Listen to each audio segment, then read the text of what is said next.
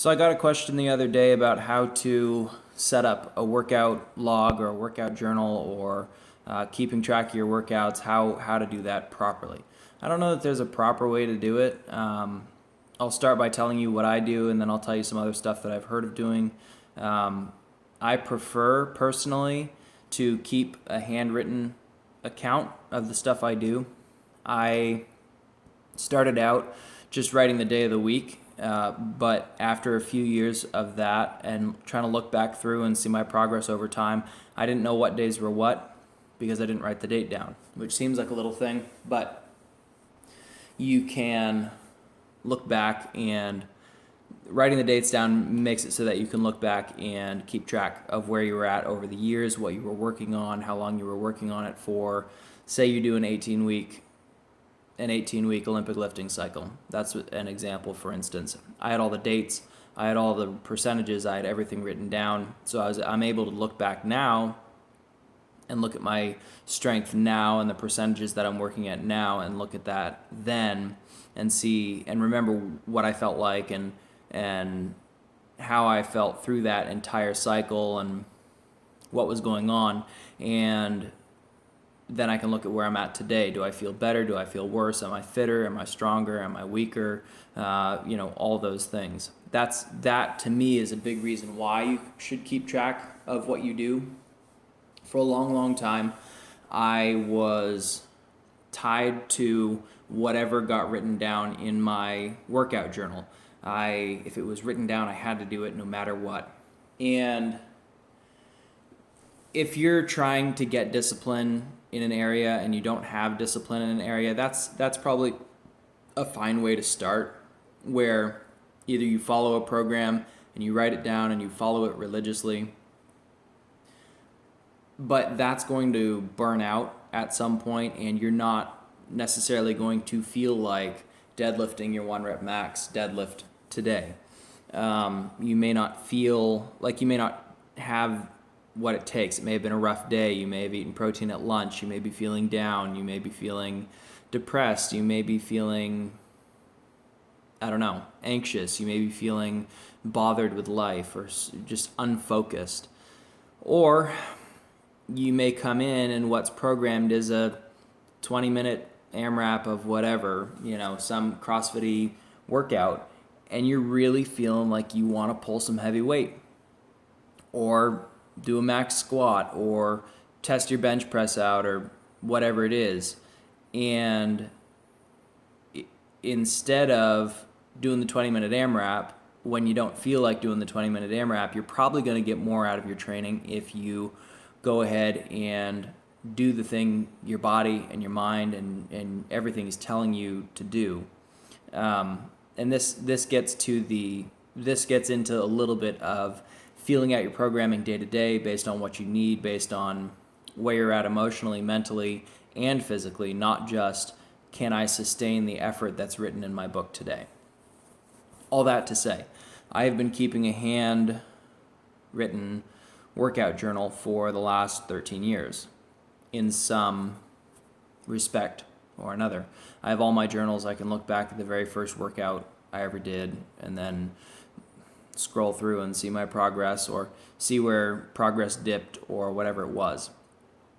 Anyway, the way I do this, the way I structure it, has changed over the years. It started out, I didn't warm up. I didn't used to warm up.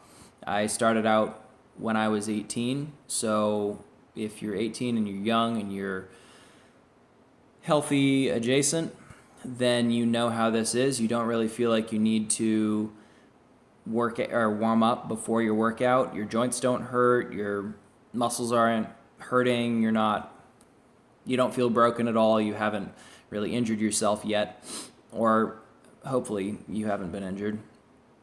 Anyway, so the warm-up was not a thing for the first however many years, until my shoulders started falling apart and my knees started needing help and all that stuff. So I would just write down the day, and I would write down the workout, and I would blitz it as fast as I could. I was doing CrossFit for the first 8-9 years, CrossFit solely. and they didn't do any bodybuilding program, and they did occasional powerlifting, and they did a lot of Olympic lifting. This was following the CrossFit main site. We did that for probably 4 to 6 years, a daily dose of that, about a 1 hour session a day, and wrote down everything I did in the workout. Something I did not do that other people have done and find very useful and effective for themselves is writing down the food you're taking in, writing down the amount of sleep you got the night before, writing down the way you feel going into the workout, the way you feel coming out of the workout, more of a journal about life and the way you feel, and markers like heart rate variability, resting heart rate when you wake up, different metrics, different markers that people go off of or have gone off of at time to keep track of where they're at or kind of see where they're at in their life. My brother used that for a while, and I believe he's developing something a little bit more that's already taken care of for you, so you can just plug in your numbers. Anyway, he's working on that. He got really into that, and he found great results with that, or really enjoyed doing that. If you enjoy doing that, that's awesome. You should definitely pursue that. I can give you information if you contact me. You don't have a contact information on here, but whatever. All that to say, put it in the comments. I'll try and let you get a hold of him or whatever and talk to him about that. He can give you a structured program for that kind of thing. As far as I'm concerned, I very rarely write thoughts and feelings in my workout journal. I do keep track of those. I do journal those. I do write those down, but those are in a different journal and done at a different time. Again, you can do whatever you want. There's no rule for it. I would say keep track of what you're doing over time so that you can look back and you can see how you progressed. So when I first started doing strength workouts, so say on the CrossFit main site they posted 5 sets of 5 back squat, I would start with more of a linear progression. So you'd start at a lighter weight, you'd warm up a little bit, then you'd do a heavy working set, then you'd do a heavier working set, and work your way up until you found a 5-rep max, what was absolutely the most you could do. Over time, as I started looking back at my numbers, took me a couple of years to realize this, I wasn't really making gains at all. I was inconsistent on what weights I could push for the day, that's the way the body works. Sometimes your 5-rep max is heavier one day than it is another day. Just depends on the day. It depends on where you're at. Depends on where your nervous system is at and what you're feeling. So I started to go with more of a work up to a heavy percentage, or work up to a heavy percentage for a 5x5 back squat, say, and try and hit that weight with good form for all 5 sets. And I found my strength over time was better, but more than that, endurance during workouts with heavier weights was better. And then as I progressed from there, I started to work off of a RPE, or a rate of perceived effort scale, where it wasn't percentages off a 1-rep max, it was more what could I handle that day. And then I went back to the percentage thing, because sometimes with me, lifting heavy weight is a tough thing mentally for me to want to do, for me to want to learn to push against the bar, and except for squat cleans. I really love squat cleans.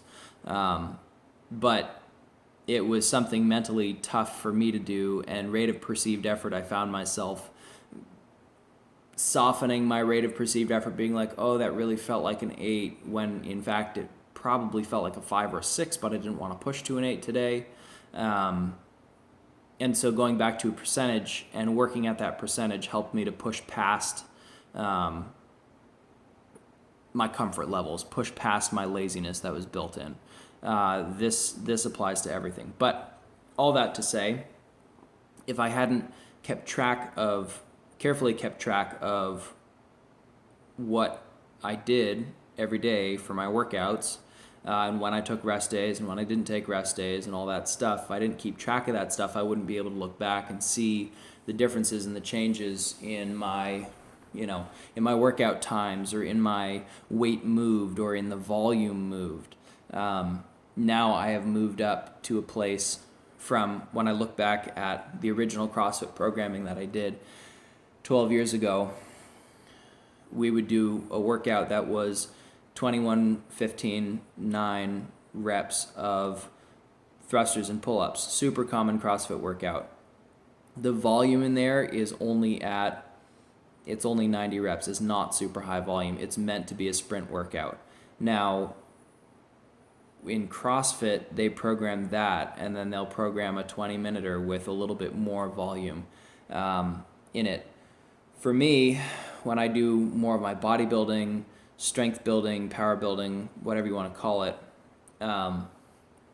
work, I tend to keep the volume extremely high, and I keep the intensity moderate for me, and as a result, I can keep the frequency fairly high as well. So, for instance, this is training style that I'm kind of getting into here. I can do that in another video. All that to say, I can track all of that in my notebook because I've kept track of it, and that's the point of a notebook. Do it however you want. If you feel like really keeping super in-depth track of everything that's going on, then do that. If you feel like writing down the date, writing down the warm-up, writing down the workout, and writing down maybe the finisher that you did afterwards, or depending on the workout, writing a strength piece, then writing a conditioning piece, that's how I do it. The way I do it is I write the date, I write my warm-up for the day. I try to do a warm-up every day.